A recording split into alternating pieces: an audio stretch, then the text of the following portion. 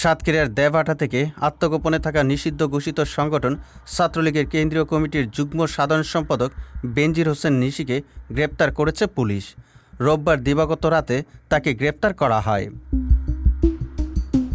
গ্রেপ্তার নিশি ঢাকা বিশ্ববিদ্যালয়ের বঙ্গমাতা শেখ ফজিলাতুন্নেসা মুজিব হল শাখার সাবেক সভাপতি ছিলেন। দেবহাটা থানার ভারপ্রাপ্ত কর্মকর্তা ওসি হজরত আলী জানান, গোপন সংবাদের ভিত্তিতে দেবহাটা উপস্বাস্থ্য কেন্দ্রের স্বাস্থ্য সহকারী রাশিদুল ইসলামের বাসায় অভিযান চালিয়ে তাকে গ্রেপ্তার করা হয়।